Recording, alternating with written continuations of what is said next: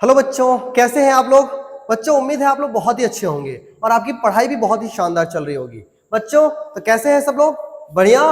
तो बच्चों, आज मैं आपके सामने लेकर आया हूं क्लास 10 का चैप्टर नंबर 3 और इस चैप्टर का नाम है दो चर वाले रैखिक समीकरण। बच्चों, हम लोगों ने पिछले दो चैप्टर को बहुत ही बढ़िया से समझा और पूरा चैप्टर आपको बहुत ही अच्छे से समझ में आ गया होगा। और बच्चों, इसी क्रम में मैं आपके सामने आज लेकर के आया हूं क्लास 10 का चैप्टर नंबर 3, जो एक बहुत ही अच्छा वेटेज रखता है एग्जामिनेशन बोर्ड में और बोर्ड के एग्जामिनेशन में आपको एक बहुत ही शानदार मार्क्स देकर के जाता है। तो आइए समझते हैं इस चैप्टर को बहुत ही गहराई से और एंजॉय करते हैं आज इस चैप्टर को। तो सबसे पहले बच्चों, इस चैप्टर को समझने के लिए आपको समझना होगा इसका बेसिक रूल, और सबसे पहले इसका परिचय समझना होगा, इसका रूल समझना होगा। उसके बाद ये चैप्टर आपको बहुत ही अच्छे से समझ में आएगा और आप इसे बना भी पाएंगे। तो चलो समझते हैं बहुत ही अच्छे से कि आखिर ये चैप्टर का रूल क्या कहता है, इसका बेसिक रूल क्या है। इसका बेसिक रूल समझने के लिए आपको थोड़ा सा पिछले चैप्टर का ज्ञान होना चाहिए। पिछला चैप्टर में हम लोगों ने क्या पढ़ रखा है, इसके बारे में थोड़ी जानकारी होनी चाहिए। बच्चों, जैसा कि हमारा चैप्टर है, तो हमारा चैप्टर का नाम क्या है? हमारा चैप्टर का नाम है दो चर वाले रैखिक समीकरण। दो चर वाले रैखिक समीकरण। अब यदि आपको दो चर वाले रैखिक समीकरण समझना है तो उसके लिए आपको यह समझना पड़ेगा कि इसमें जो बेसिक टर्म होते हैं इसको समझना पड़ेगा कि ये चर क्या होता है और रैखिक समीकरण किसे कहते हैं। आई होप ये आप लोग पिछले चैप्टर में पढ़े होंगे, लेकिन हम लोग एक बार रिवाइज करते हैं और समझते हैं बहुत बेहतरीन तरीके से कि आखिर ये है क्या। देखो बच्चों, हमने सीखा है कि चर किसे कहते हैं। चर जो होता है वो ए से लेके जेड तक के जो नंबर्स होते हैं या तो जो अल्फाबेटिक वर्ड्स होते हैं, इसे हम लोग कहते हैं आपका चर। ये क्यों कहते हैं हम? क्योंकि ये ऐसे वैल्यू होते हैं, ये इसको हम लोग इंग्लिश में वेरिएबल कहते हैं, और ये ऐसे वैल्यू होते हैं जिसका वैल्यू हमेशा बदलते रहता है।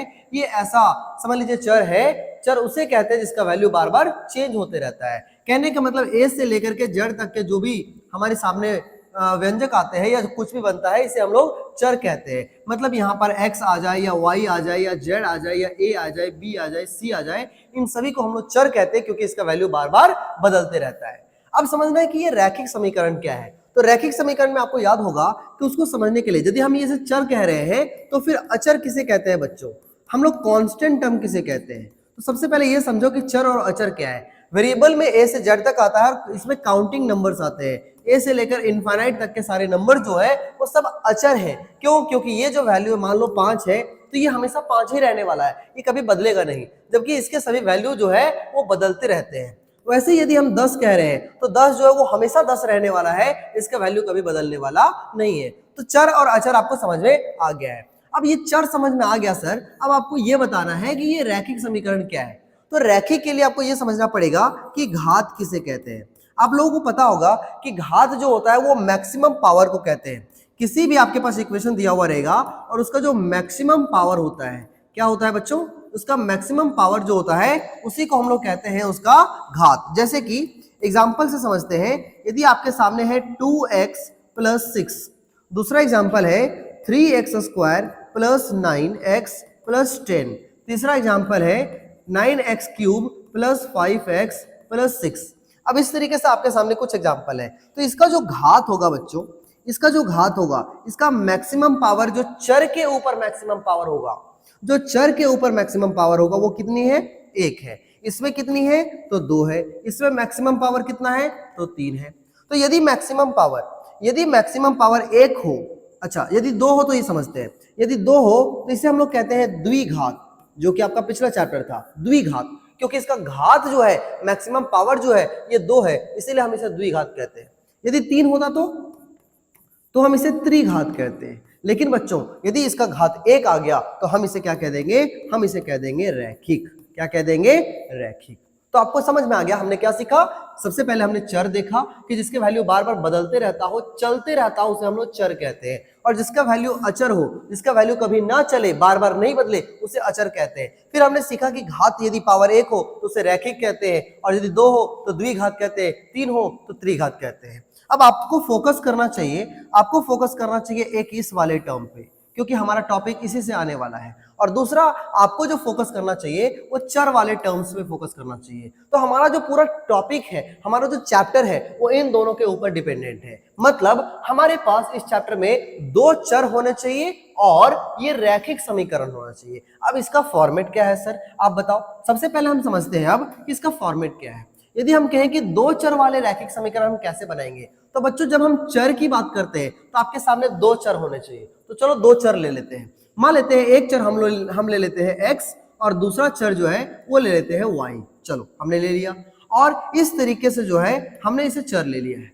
अब जब हम इसका फॉर्मेट की बात करते हैं बच्चों, तो दो चर हमने ले लिया है और इसका रैखिक समीकरण बनाना है। और रैखिक का मतलब ये हुआ कि इसका जो पावर है वो एक होना चाहिए। पावर कितना होना चाहिए, एक होना चाहिए। और कितने चर होने चाहिए, तो दो होने चाहिए। इस तरीके से चैप्टर बनता है दो चर वाले रैखिक समीकरण। तो आखिर हमको समझना होगा कि ये रैखिक क्यों है, क्योंकि पावर इसका कितना है बच्चों, सिर्फ एक है। यदि पावर एक हो तो उसे हम रैखिक समीकरण कहते हैं। तो इसका फॉर्मेट बनेगा, दो चर हमने लिया है और इसके बगल में आपको एक कांस्टेंट टर्म लेना है। एक ऐसा टर्म लेना है, जब हम इक्वेशन लिखेंगे तो इस चर के बगल में एक अचर पद आएगा, लेकिन ये कुछ भी हो सकता है, इसीलिए हम उसे मान ले रहे हैं अभी a, और इसी इसके बगल में जो होगा उसे मान ले रहे हैं b। और इन दोनों का जो सॉल्यूशन निकलेगा ये निकलेगा c। या तो आप उसे बराबर के उधर लिखो या प्लस में लिखो c। और इस तरीके से बच्चों ये जो फॉर्मेट आपका बन चुका है, ये जो फॉर्मेट आपका बना है, ये है आपका दो चर वाला रैखिक समीकरण। अब आप बोलोगे सर ये कैसे, समझ नहीं आया। देखो एक बार फिर करते हैं। देखो इसमें हमें क्या नजर आ रहा है कि इसमें दो चर है, एक x और दूसरा y। ये दोनों चर है, वेरी गुड, ये चर है। और इन दोनों चर के बगल में जो भी आएगा ये सारा जो है सो अचर पद होगा। अब बोलोगे सर आपने तो a b c करके लिखा है, बिल्कुल लिखा है, लेकिन इसके बगल में जो हम इक्वेशन देखेंगे आने वाले समय में, जो क्वेश्चंस आएंगे हम मेरे सामने, वो इस चर के बगल में जो है सो एक अचर पद आएगा। हम यहाँ ऐसे लिख सकते हैं, जहां जहां a b और c जो है इसे हम लोग क्या मान रहे हैं कि ये एक अचर पद है, ऐसा हम लोग मान रहे हैं। तो बच्चों इस तरीके से हमारे पास जो इक्वेशन बना वो इस तरह से बना, ax plus by plus c is equal to 0। अब हमारे पास चूंकि दो चर वाले रैखिक समीकरण का युग्म होने वाला है, युग्म होने वाला है, इसका मतलब ये हुआ कि हमारे सामने ऐसे ऐसे दो इक्वेशन बनेंगे। मतलब एक और इक्वेशन होगा x और y बनेगा, और इसके पहले जो भी हम अचर पद डालेंगे उसे a कहेंगे, इसे b कहेंगे, इसे c कहेंगे, और सबका योग कर देंगे, इज इक्वल टू 0 कर देंगे। ये आपका बन जाता है दो चर वाला रैखिक समीकरण। अब बच्चों चूंकि हमें इसका युग्म निकालना है तो हमारे पास दो इक्वेशन बन गया। अब चूंकि इसमें दो इक्वेशन बन गया तो हम इसे कह देंगे a1 और इसे कह देंगे a2, इसे कह देंगे b1, इसे कह देंगे b2, इसे कह देंगे c1 और इसे कह देंगे c2। और इस तरीके से हमने जो भी अचर पद था उसे पहले इक्वेशन के लिए a1 b1 और c1 का नाम दिया, दूसरे इक्वेशन के लिए इसे a2 b2 और c2 का नाम दिया। अब इससे फायदा क्या होने वाला है, इसके बारे में आपको समझना पड़ेगा कि आखिर ये क्या है। देखो बच्चों एक बात आपको समझ में आ रहा होगा कि यदि हम रैखिक की बात कर रहे हैं, यदि इसका पूरा जो पावर है वो एक है, घात यदि एक हो तो उसे रैखिक समीकरण कहते हैं। और जो रैखिक समीकरण होता है ना, वो बिल्कुल एक सीधी रेखा बनाता है, बिल्कुल एक सीधी रेखा बनाता है। क्या बनाता है, एक बिल्कुल सीधी रेखा बनाता है। अब यदि हमारे पास दो इक्वेशन है तो जाहिर सी बात है कि दो रेखाएं हमारे सामने होंगी। यदि हमारे सामने दो रेखाएं हैं तो फिर दो रेखाओं से बनने वाला हमारे पास तीन कंडीशन होते हैं बच्चों। अब कौन कौन से तीन कंडीशन, कौन सा हो सकता है, बहुत अच्छे से समझना है हमको। ये तीन कंडीशन कैसे हो सकता है कि यदि हमारे पास दो इक्वेशन है तो दोनों के जो लाइंस बनेंगे वो दोनों लाइंस किस किस तरह से हमारे सामने हो सकते हैं। तो ये जो है सो एक पहला कंडीशन ये है, पहला कंडीशन ये है कि ये दोनों एक दूसरे को आपस में प्रतिच्छेद कर दे, आपस में किसी एक बिंदु पे काट दे, तो इसे हम कह देते हैं प्रतिच्छेदी रेखा। क्या कह देते हैं, इसे कह देते हैं प्रतिच्छेदी रेखाएं। तो ये दोनों रेखाएं आपस में काट रही है तो इसे हम प्रतिच्छेदी रेखाएं कहलाएंगे। यदि यही दोनों इक्वेशन है और इन दोनों इक्वेशन से बनने वाले लाइंस यदि एक दूसरे को काट रहे हैं तो प्रतिच्छेदी रेखाएं। यदि ये दोनों एक दूसरे के ऊपर ओवरलैप कर जाता है, क्या कर जाता है, ओवरलैप, एक दूसरे के ऊपर आ गया, एक दूसरे के ऊपर यदि आ जाए, यदि कोई इक्वेशन दो इक्वेशन के दोनों यदि दोनों लाइन से एक दूसरे के ऊपर चढ़ जाए, इस तरह से यदि इस तरह से चढ़ जाए तो इसे हम लोग कह देते हैं समपाती। क्या कहते हैं, ये समपाती रेखाएं कहलाते हैं। क्या कहलाते हैं, समपाती रेखाएं। तीसरा कंडीशन क्या है, इसका तीसरा कंडीशन ये है कि ये दोनों रेखाएं जो है ये दोनों रेखाएं एक इस तरह से और जो दूसरी रेखाएं बनेंगी वो बिल्कुल इस तरह से ही रहेगा। मतलब इन दोनों के बीच की जो दूरी है हमेशा यहां से यहां तक, यदि इनके बीच में 5 मीटर का डिस्टेंस है तो यहां से यहां तक का जो डिस्टेंस बनेगा ये भी 5 ही मीटर रहेगा। मतलब इसके बीच की दूरी कभी भी बढ़ेगी या घटेगी नहीं। तो बच्चों ऐसे जो रेखाएं बनती हैं इसे हम लोग कहते हैं समांतर रेखाएं। क्या कहते हैं? समांतर रेखाएं। तो बच्चों यदि हमारे पास दो इक्वेशन है, दो चर वाले रैखिक समीकरण का दो इक्वेशन है, तो हमारे पास दो लाइंस बनेंगे और यदि दो लाइंस बनेंगे तो दोनों लाइन का कंडीशन इन तीन तरह से हो सकता है। या तो वो प्रतिच्छेदी होगा, या तो वो संपाती होगा और या तो वो समांतर होगा। अब इसका क्या इस्तेमाल है इसे समझते हैं आगे। आई होप आपको यहां तक समझ में आ गया होगा। चलिए बढ़ते हैं। अब बच्चों यहां पर आपको थोड़ा सा समझना है, इस चैप्टर में ही आपको समझना है ग्राफ के बारे में। अब ये ग्राफ क्या है सर? तो ग्राफ के बारे में आप जानते हो कि हमारे पास दो लाइंस होते हैं, एक बिल्कुल ऊर्ध्वाधर लाइन होता है, बिल्कुल सीधा खड़ा लाइन होता है, और एक क्षैतिज रेखा होता है। एक क्षैतिज रेखा होता है बच्चों, क्या होता है? तो एक क्षैतिज रेखा होता है जिसे हम लोग हॉरिजॉन्टल लाइन कहते हैं इंग्लिश में। और जो बीचों बीच वाला जो पार्ट होता है, ये जो बीचों बीच में एक बिंदु होता है, इस बिंदु को हम कह देते हैं मूल बिंदु। क्या कहते हैं बच्चों? तो इसे कहा जाता है मूल बिंदु। तो ये हो गया आपका मूल बिंदु। फिर हम समझते हैं कि ये जो है, जो इस तरह से खड़ी लाइन है, ये जो खड़ी लाइन है इसे हम लोग कहते हैं y और इसे कह देते हैं y डैश। ये दोनों मिलकर के y अक्ष बनाता है और ये दोनों मिलकर के क्या बनाता है? तो इसे हम लोग कहते हैं x अक्ष। और x अक्ष में उस तरफ होगा x और इस तरफ होगा x डैश। अब बच्चों ये समझना है आपको थोड़ा सा कि जो भी पोर्शन ये x की तरफ है, मतलब जहां पे डैश नहीं है, ये सारा धनात्मक को शो करता है। 1 2 3 4 5 हम लिख देंगे 1 2 3 4 5, ये सारा वैल्यू प्लस में होगा। यदि हम इधर लिखें तो ये सारा वैल्यू नेगेटिव होगा। -1 -2 -3 -4 और -5। इसी तरह से यदि हम ऊपर जो बिना डैश वाला है उधर कहीं जाएं तो ये ऊपर का वैल्यू पॉजिटिव होता है 1 2 3, और नीचे का वैल्यू नेगेटिव होता है -1 -2 और -3। तो इस तरीके से ग्राफ आप लोग देख चुके हैं और समझ चुके हो कि एक्स अक्ष में इधर प्लस में होता है और इधर माइनस में होता है, ऊपर प्लस में होता है और नीचे माइनस में होता है। आई होप यहां तक समझ में आ गया होगा। अब आपको समझना है कि यहाँ पर चार भाग आपके सामने बन चुके हैं और ये चारों भाग जो होता है इसे कहा जाता है चतुर्थांश। तो क्या कहते हैं बच्चों? इसे कहा जाता है चतुर्थांश। तो हमारा चतुर्थांश जो है वो ये कहलाता है प्रथम चतुर्थांश। ये पहला चतुर्थांश है। क्या कहेंगे? पहला चतुर्थांश। तो इसे हम लोग कहेंगे पहला चतुर्थांश। ये बन गया पहला चतुर्थांश। ये हो जाता है आपका दूसरा चतुर्थांश, ये हो जाता है तीसरा और ये हो जाता है आपका चौथा। इस तरह से चार चतुर्थांश हमारे सामने बन गए हैं। ये चतुर्थांश अपने आप में क्या शो करता है? तो बच्चों आपको ध्यान से समझना है कि यदि इस ग्राफ में कहीं भी आपको एक वैल्यू पता करना है कि इस पॉइंट का क्या वैल्यू होगा, तो वहां से आपको क्या करना है? एक्स अक्ष पे भी और वाई अक्ष पे भी एक लाइन ड्रॉ कर देना है। तो यदि हम इसे सीधे लाइन यहां ड्रॉ कर दे तो 3 पे जा रहा है और इधर ड्रॉ कर दे तो 2 पे जा रहा है। तो यहाँ का जो एक निर्देशांक तैयार हो जाता है, निर्देशांक का मतलब इस बिंदु को एक्स अक्ष और वाई अक्ष को भी निर्देशित करने वाला अंक निर्देशांक कहलाता है। तो यहाँ पे क्या होगा? इसे हम क्या कहेंगे? तो छोटी सी ब्रैकेट के अंदर, छोटी सी कोष्ठ के अंदर हम सबसे पहले एक्स का वैल्यू लिखते हैं 3 और बीच में कॉमा देकर के y का वैल्यू लिखते हैं 2। तो ये बन जाता है आपका 3,2 पहला निर्देशांक बना। ये आप लोगों ने ग्राफ में पढ़ रखा होगा। अब बच्चों ये जो निर्देशांक हमारे सामने 3 और 2 और 2 और 3 एक नहीं होता बच्चों, सावधान हो जाओ। क्या हमने सिखाया कि 3 और 2 हो और 2 और 3 हो, ये दोनों बिल्कुल अलग अलग टर्म है। यदि ये 3 और 2 है इसका मतलब x अक्ष का 3, वापस बोलो, x अक्ष का 3 और y अक्ष का 2। तो ये जो 3 और 2 निर्देशांक बनाया। लेकिन यदि हम इसे 2 और 3 सोचे कि सर 3 और 2 निर्देशांक और 2 और 3 निर्देशांक, क्या ये दोनों सेम है? नहीं, बिल्कुल अलग है। कैसे? यहां पर ये x को वैल्यू बताता है लेफ्ट वाला, राइट साइड y का वैल्यू बताता है। तो यदि हम इसकी बात करें तो यहां पर x का वैल्यू तो 2 होना चाहिए था, तो x का वैल्यू 2 लेना है, y का वैल्यू 3 लेना है। तो बच्चों इस बार जो निर्देशांक बनेगा ना, इसका पोजीशन यहां मिलेगा आपको, ये है 2 और 3।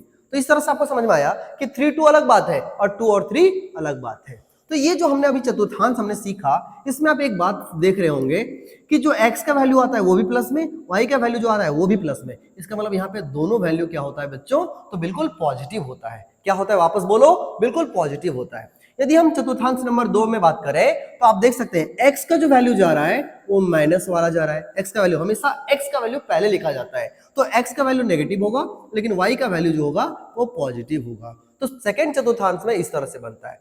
थर्ड चतुर्थांश में क्या होगा, तो इधर से भी नेगेटिव आ रहा है x अक्ष के और y अक्ष से भी नेगेटिव आ रहा है, मतलब दोनों माइनस में होता है। और चतुर्थांश 4 में क्या हो जाएगा बच्चों, तो जो x अक्ष से आ रहा है, देखो ध्यान से देखो बोर्ड पर, यदि ये यहां से आ रहा है तो ये प्लस का वैल्यू होता है, और यदि इधर से जा रहा है y का वैल्यू जा रहा है तो ये आपका नेगेटिव वैल्यू शो कर रहा है। तो इस तरीके से ग्राफ समझ में आ गया, ग्राफ में चतुर्थांश समझ में आ गया, और एक निर्देशांक को कैसे प्रदर्शित करते हैं ये भी आपको बहुत अच्छे से समझ में आ गया है। अब एक और इंपॉर्टेंट पार्ट जो बचता है इस टॉपिक से संबंधित वो ये है कि यदि मैं आपको कुछ क्वेश्चन दूं, जैसे कि मैं आपको दूं कि बाबू बताओ कि 3,1 ये आपको निर्देशांक कहां मिलेगा, आप तुरंत बता देंगे, बोलेंगे सर जो x का वैल्यू है वो 3 है, y का वैल्यू 1 है, तो x का वैल्यू आप तुरंत ढूंढेंगे कि 3 कहां है, और y का वैल्यू आप 1 ढूंढेंगे और यहां से 3 को मिला देंगे, यहां से 1 को मिला देंगे, और जो निर्देशांक मिलेगा आप उसे तुरंत बता देंगे। लेकिन बच्चों सावधान हो जाओ, यदि मैं आपको ऐसा कह दूं कि 3,0 कहां है बताओ, अब तो आप फंस गए। 3,0 कहां है ये सोचना है कि 3,0 क्या होगा, मतलब x का वैल्यू तो 3 होना चाहिए बट y का वैल्यू 0 होना चाहिए। तो एक बार जीवन भर याद रखना, एक बात मैं आपको लिखवा देता हूं नोट पॉइंट में, यहां एक बात आप नोट कर लें अपने कॉपी में। क्या नोट कर लें कि x अक्ष पर क्या लिखेंगे, x अक्ष पर सभी y के मान 0 होते हैं, मतलब 0 होते हैं। कितने होते हैं, 0 होते हैं। x अक्ष पे y का सारा मान 0 होगा। दूसरा पॉइंट, ये हो गया पहला पॉइंट। दूसरा पॉइंट, y अक्ष पर, कहां पर, y अक्ष पर x के सभी मान, सभी x के मान 0 होते हैं। इसे आप ऐसे याद रखो, इसे तुम ऐसे याद कर सकते हो कि बच्चों इस तरीके से, जैसे कि मान लो कि A है, एक आदमी A है और दूसरा आदमी B है। कौन कौन है, एक आदमी A है और दूसरा आदमी B है। यदि A B के घर जाता है, ध्यान से समझना इस टॉपिक, यदि A B के घर जाता है तो A का पावर 0, क्योंकि ये किसी और के घर जा रहा है ना, इसको डर है कहीं कोई पेड़ दिया तो। अच्छा, यदि B इसके यहां आया तो, यदि B को इसके यहां आने का मौका मिले तो B बहुत शांत रहेगा, कहेगा हम किसी और के घर जा रहे हैं, तो वहां पर इसका पावर हो जाता है 0।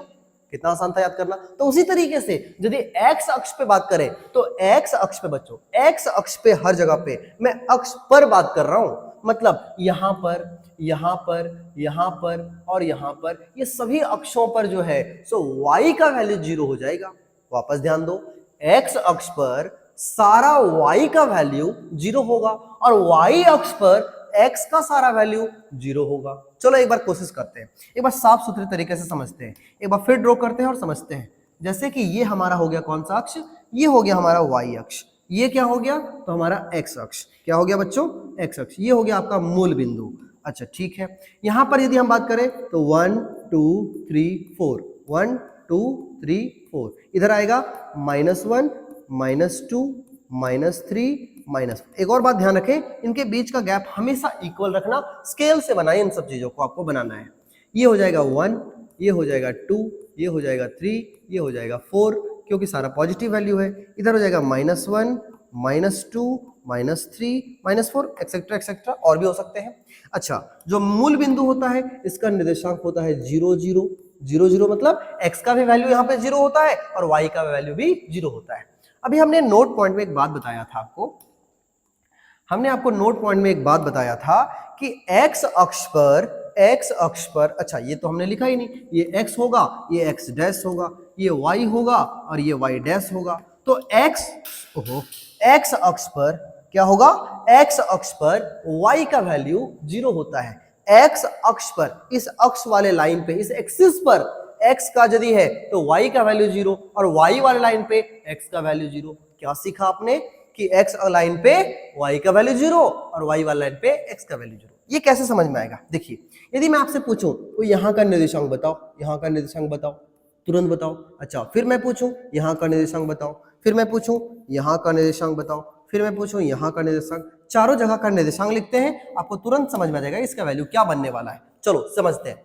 बच्चों सबसे पहले ये देखो ना कि एक निर्देशांक के अंदर सबसे पहले हम x का वैल्यू लिखते हैं, फिर हम y का वैल्यू लिखते हैं। हाँ सर, इतना समझ आ गया है, वेरी गुड। तो यदि मैं यहां पूछूं आपसे कि ये y अक्ष है बाबू, ये क्या है, y अक्ष है, और y अक्ष के शुरुआत में जो वैल्यू लिखना है वो मुझे x का वैल्यू लिखना है। तो y अक्ष पे x का वैल्यू क्या होगा, तो y अक्ष पे x का वैल्यू 0 होगा। हाँ सर, बिल्कुल अच्छे समझ में आया कि y अक्ष पे x का वैल्यू तो 0 होगा, और y का वैल्यू क्या होगा, तो देखो y का वैल्यू यहाँ 1 था, यहाँ 2 हो गया, यहाँ 3 हो गया, मतलब यहाँ y का वैल्यू 3 है, तो इसका निर्देशांक 0 3 हुआ। अब यदि x का वैल्यू 0 दिख रहा है तो आपको साफ साफ समझ में आना चाहिए कि x का वैल्यू 0, y अक्ष पे ही वो बिंदु मिलेगा। तो ये जो बिंदु है ये दिखा रहा है इस निर्देशांक। आई होप समझ में आ गया होगा। चलो ट्राई करते हैं, इसको बताओ, ये जो पॉइंट है यहां पर इसका निर्देशांक क्या होगा, बताओ जल्दी से सोचो कि इसका निर्देशांक क्या होगा। तो बच्चों इसका निर्देशांक, यदि ये 2 जो है, 2 ये x अक्ष पे है, किस पे है, x अक्ष पे है, तो x का वैल्यू तो 2 हो जाएगा, लेकिन y का वैल्यू 0 हो जाएगा, क्योंकि x अक्ष पे y का वैल्यू 0 होता है। यहां समझते हैं, यदि ये y अक्ष है तो y का वैल्यू हो जाएगा -2, लेकिन x का मान 0 हो जाएगा। उसी तरह से इसमें करो, ये तो बहुत आसान हो गया, अब आपको समझ में आ गया है। तो क्या हो जाएगा बताओ, इसमें हो जाएगा आपका कि यदि ये y अक्ष है, सॉरी x अक्ष है, तो x का वैल्यू हो जाएगा -4, लेकिन y का वैल्यू हो जाएगा 0। तो इस तरीके से आपने निर्देशांक को बहुत अच्छे से पुट करने के लिए सीख लिया है, और ग्राफ बनाने के लिए आप बिल्कुल रेडी हैं, सब चीज को बहुत अच्छे से समझ रहे हैं। मूल बिंदु 0 0 होता है, इसको भी आपको याद रखना चाहिए।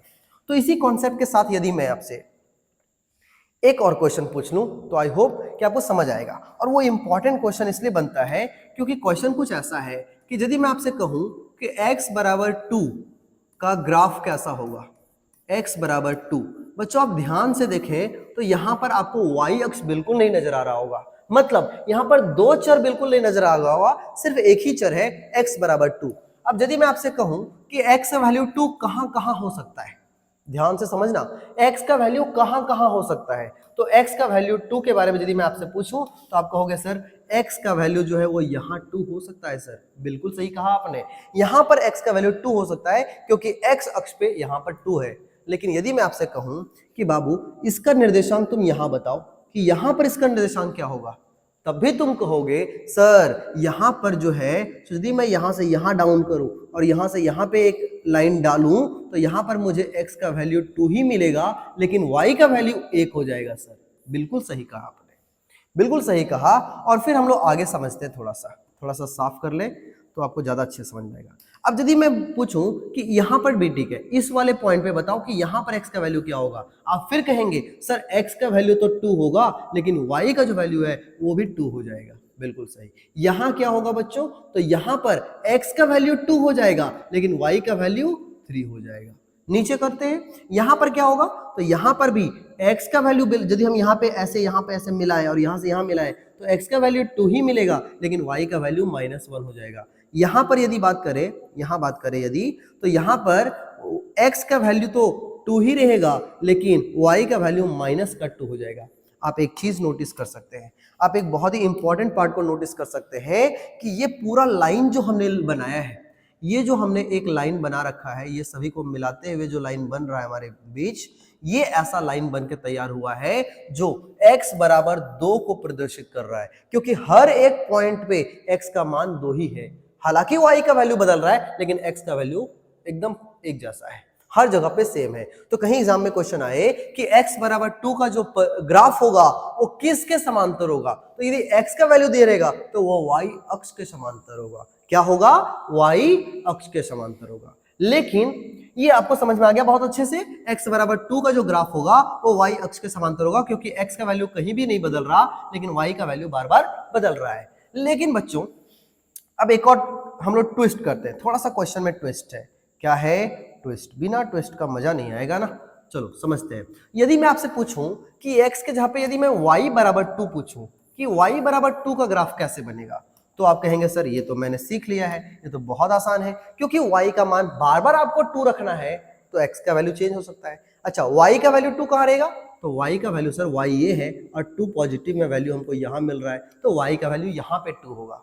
फिर मैं पूछूं कि बताओ बाबू यहां पे क्या होगा, क्या ये भी y का वैल्यू 2 देगा, बिल्कुल। कैसे? क्योंकि ये x का वैल्यू तो 1 देगा ना, पहले x लिखेंगे तो यहाँ हो जाएगा 1, लेकिन y का वैल्यू तो 2 ही देगा ना, क्योंकि जब हम यहाँ से यहाँ मिला रहे होंगे, यहाँ से यहाँ मिला रहे होंगे तो 1 x का वैल्यू, 2 y का वैल्यू। यदि हम आपसे पूछे कि यहाँ का बताओ, इस वाले पॉइंट का बताओ, तो आप कहेंगे सर x का वैल्यू 2 होगा और y का भी वैल्यू 2 ही होगा। यहाँ मैं पूछूं यहाँ, तो यहाँ आप कहेंगे सर x का वैल्यू तो 3 हो जाएगा, लेकिन y का वैल्यू तो 2 ही रहेगा ना। बिल्कुल सही आपने कहा। यहाँ का यदि मैं पूछूं तो x का वैल्यू 4, y का वैल्यू 2। यहाँ पूछूं तो आप कहेंगे सर -1 और 2 होगा सर, क्योंकि x का वैल्यू -1 लेकिन y का वैल्यू 2 ही है। यहाँ मैं पूछूं तो आप कहेंगे -2 और सर x का वैल्यू -2, y का वैल्यू तो 2 ही रहे। तो आप इन सभी निर्देशांकों को ध्यान से देखेंगे तो आपको पता चल जाएगा, आपको ये पता चलेगा कि इन सभी जगहों पे, इन सभी को आपस में यदि मिला लिया जाए ऐसे, तो आपको समझ में आ रहा होगा कि हर जगह पे ये जो y का है, किसका है? y का जो वैल्यू है, जो राइट साइड में लिखा हुआ है, ये हर जगह पे 2 2 2 ही आ रहा है। मतलब y बराबर 2 जो है वो एक ऐसा लाइन ड्रॉ करता है जो x अक्ष के समांतर होता है, x अक्ष के पैरेलल होता है, x अक्ष के और इसके बीच में दूरी हमेशा समान रहता है। इसका मतलब क्या समझ में आया कि यदि x का केवल एक वैल्यू दो तो उसका जो ग्राफ बनता है वो y अक्ष के समांतर होता है, और यदि y के समान कोई सामने एक कोई रेखा दिया हुआ हो तो फिर वो y बराबर 2 है तो उसका जो ग्राफ है वो x अक्ष के समांतर बनता है। ये था आपका बेसिक कॉन्सेप्ट जो आपको समझ में आ गया होगा। अब बच्चों यदि ये आपको एक लाइन का ये ग्राफ समझ में आ गया है तो इसी तरीके से ना आज हमको ये पूरे चैप्टर में समझना है कि दो चर वाले रैखिक समीकरण है और जब उसका युग्म करेंगे तो दो ग्राफ बनेंगे, मतलब दो लाइन बनेंगे, और जब दो लाइन बनेंगे तो उसका 3 सिचुएशन हो सकते हैं। वो 3 सिचुएशन क्या है? या तो वो तीनों एक दूसरे को आपस में प्रतिच्छेद कर देंगे ग्राफ के ऊपर। अब जैसे कि कैसे कर सकते हैं ये देखो, यदि हमारा ग्राफ इस तरह से है, यदि हमारा ग्राफ इस तरह से है, आप इसे इमेजिन करो कि यदि हमारा ग्राफ इस तरह से है, इसको हम मान लेते हैं y अक्ष, ये हमारा है y डैश, ये है y, ये है x और ये है x डैश। तो इसके ऊपर हमारे पास दो लाइन है, दो चर वाले रैखिक समीकरण। एक समीकरण से मान लेते हैं कि हमारा ग्राफ कुछ ऐसा आया, और जो दूसरा हमारा है उससे यदि हमारा ग्राफ ऐसा आया, तो आप देख रहे हैं कि दो लाइन आपस में प्रतिच्छेद कर रहा है, और जब प्रतिच्छेद करेगा तो एक प्रतिच्छेदी बिंदु आपको मिलेगा, एक ऐसा पॉइंट मिलेगा जो इन दोनों समीकरण का हल बता रहा होगा। हम लोग आगे क्वेश्चन के माध्यम से सीखेंगे, लेकिन आप इसे जनरली ओवरव्यू करके आप सीख ले कि ये सिर्फ और सिर्फ एक हल दे रहा होगा। लेकिन बच्चों लेकिन आपको क्या समझना है कि यदि ऐसा ना हो सर, और यदि ये दोनों लाइन आपस में प्रतिच्छेद ना करके और यदि ये आपस में समांतर हो जाए, क्या हो जाए? समांतर, मतलब एक लाइन ऐसे आए और दूसरा लाइन ऐसे आ जाए, ये आपस में काटे ही नहीं। तो बच्चों यदि ये आपस में काटेगा तभी वो एक हल देगा, x का एक वैल्यू देगा, y का एक वैल्यू देगा, और हमारा एक चर वाला रैखिक समीकरण का वैल्यू पता चलेगा। लेकिन यदि ऐसा हुआ तो ये कभी भी हमें कोई वैल्यू नहीं देगा, क्योंकि ये आपस में कट ही नहीं रहे। यदि कट ही नहीं रहे तो हमें कोई निर्देशांक नहीं मिलेगा, और निर्देशांक नहीं मिलेगा मतलब किसी तरह का कोई हल नहीं मिलेगा। क्वेश्चन के माध्यम से समझ आ जाएगा। तीसरा कंडीशन ये बनता है कि एक ही समीकरण के ऊपर जो है तो दूसरा भी ओवरलैप कर जाए।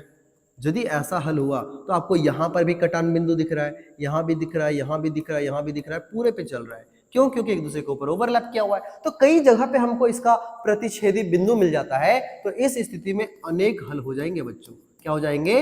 अनेक हल हो जाएंगे। तो ग्राफ के माध्यम से आपको समझ में आ गया कि यदि आपस में काटते हैं, प्रतिच्छेद करते हैं एक बिंदु पर, तो केवल एक हल होगा। यदि वो समांतर हो जाते हैं, कहीं काट ही नहीं रहे, तो उसका कोई हल नहीं होगा। और यदि संपाती हो गए, एक दूसरे के ऊपर ओवरलैप हो गए, तो उसके कई हल हो सकते हैं। जहां जहां वो आपस में कटे हुए हैं वो उन दोनों समीकरण का एक हल होगा।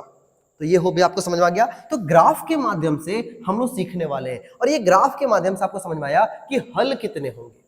अब आइए एक और लास्ट टॉपिक समझते हैं कि क्या हो सकता है। तो हमने सीखा है इसका फॉर्मेट होता है a1x plus b1y plus c equal to 0।